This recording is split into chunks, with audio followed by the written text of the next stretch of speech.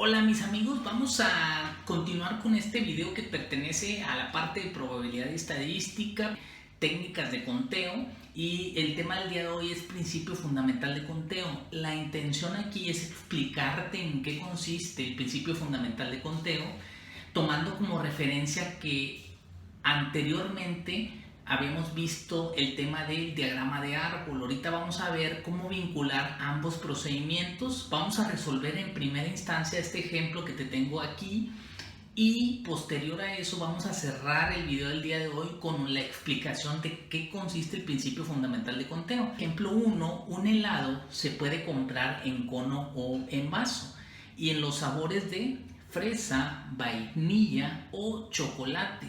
Y la pregunta que nos hacen dice, ¿de cuántas formas se puede pedir el helado?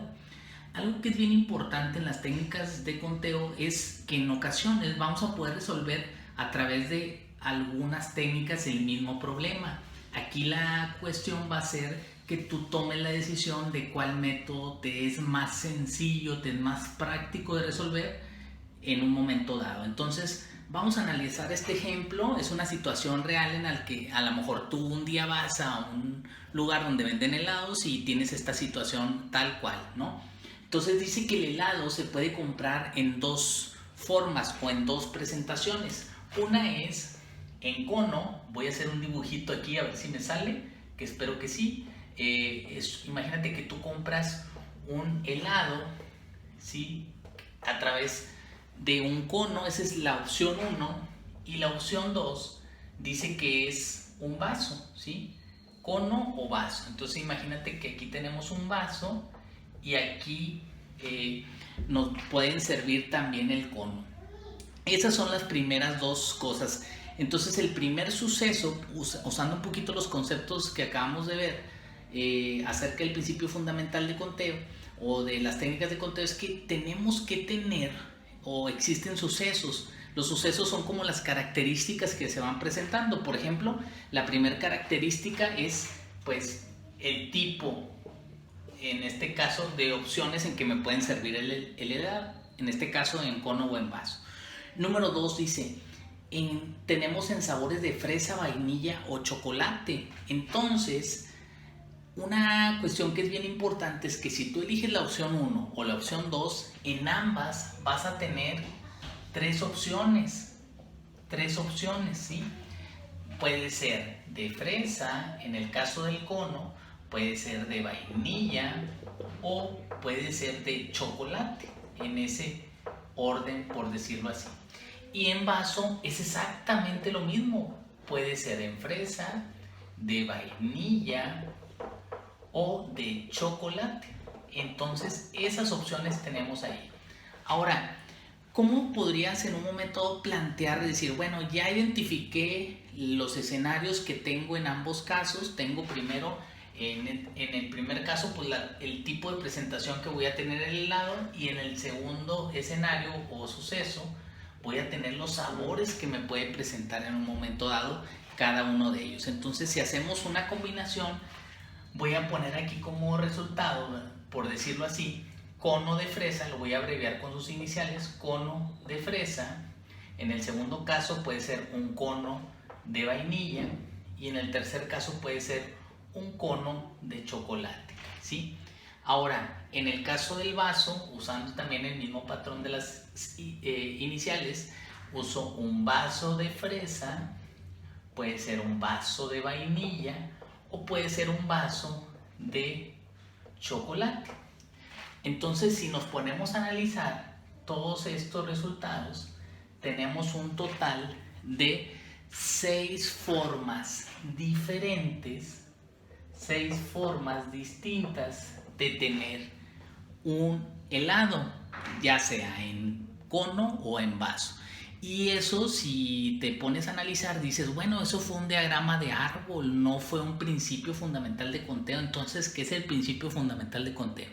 A continuación te lo explico para concluir este ejemplo, y es muy sencillo. Fíjate, usando el principio fundamental de conteo, voy a poner una línea divisoria aquí.